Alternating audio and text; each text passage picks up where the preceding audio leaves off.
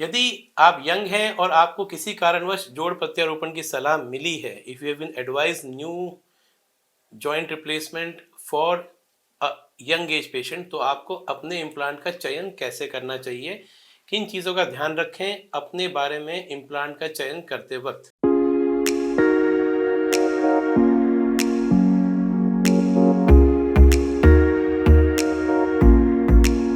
नमस्कार मित्रों, मैं doctor Dilip Mehta, senior consultant Shelby hospital and director 360 degree knee clinic. आज आपसे डिस्कस करेंगे कुछ बेसिक बातें जो आपको ध्यान में रखनी चाहिए किसी भी जोड़ प्रत्यारोपण ऑपरेशन के दौरान अपने लिए इम्प्लांट का चयन करने में, खासकर अगर आप यंग एज इंडिविजुअल हैं।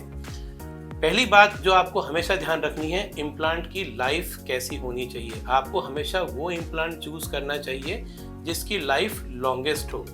तो यदि ये हिप जॉइंट की बात है तो इसमें हम सिरेमिक यूज़ कर सकते हैं, और अगर ये घुटने की बात है तो इसमें हम ऑक्सीनियम या टाइटेनियम नियो ब्रेड, जिसे गोल्ड कहते हैं, उसे इस्तेमाल कर सकते हैं। याद रखें मित्रों, कोई भी इम्प्लांट की लाइफ स्पैन लिमिटेड है, तो अगर आप यंग एज पे हैं तो आपको ऐसा इम्प्लांट यूज़ करना चाहिए जिसकी लाइफ लॉन्गेस्ट हो। यह दोनों implant text book and research के हिसाब से सबसे ज़्यादा लंबे चलने वाले इम्प्लांट हैं। दूसरी बात आपको ये ध्यान रखना चाहिए कि इस मेटल के साथ जो भी प्लास्टिक यूज किया जा रहा है वह ultra high molecular weight plastic हो, जिससे उसकी लाइफ और ज़्यादा बढ़ जाती है। बिकॉज हर जॉइंट का एक कोफिशिएंट ऑफ फ्रिक्शन होता है, एक घर्षण का फ्रिक्शन होता है। वो घर्षण जितना कम होगा जॉइंट उतना ही बेटर चलेगा। इम्प्लांट की लाइफ के बाद आता है इम्प्लांट की लेंथ या इम्प्लांट की साइज। बहुत इंपॉर्टेंट है कि हमें अपनी इस ऑपरेशन के दौरान भविष्य का ध्यान रखना है।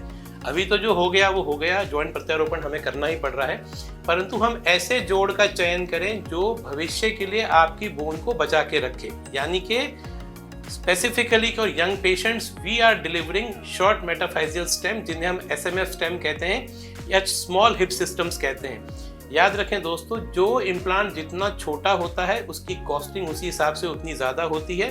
क्यों? क्योंकि वह एडवांस टेक्नोलॉजी का इम्प्लांट है और वह आपकी बोन को बचा के रखता है भविष्य के लिए। बिकॉज आपको ये ध्यान रखना है कि प्रेजेंट तो जो भी है वो निकल गया, पर हमारा भविष्य सिक्योर होना चाहिए। जितना शॉर्ट स्टेम या जितने छोटे इम्प्लांट को हम यूज़ करते हैं वह उतना ही बोन प्रिजर्विंग है। बोन प्रिजर्विंग होने के कारण वह हमारी रिवीजन सर्जरी के लिए, यानी कि भविष्य में होने वाले अगले ऑपरेशन के लिए हमारी हड्डी को बचा के रखता है।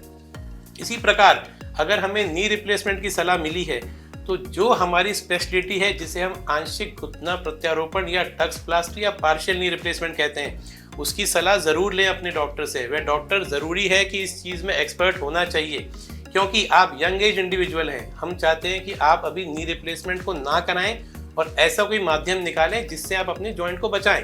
In that case you should always ask an option of partial knee replacement. ज़रूरी है कि जानकारी होनी चाहिए, और ये भी ज़रूरी है कि वह जानकारी गूगल जानकारी नहीं होनी चाहिए। सो इम्पॉर्टेंट है कि हम उस चीज़ को अच्छे से समझें। अगर जॉइंट रिप्लेसमेंट नहीं टाला जा सकता और हमें जॉइंट रिप्लेसमेंट कराना ही पड़ रहा है, तो you should always ask for ligament preserving joint, जिसे हम CR नी कहते हैं, क्रूशिएट रिटेनिंग नी रिप्लेसमेंट कहते हैं, जो हम सर्विसेज हमारे पेशेंट्स को रेगुलर प्रोवाइड कर रहे हैं। That implant can save your bone and that implant can also save one of your ligament.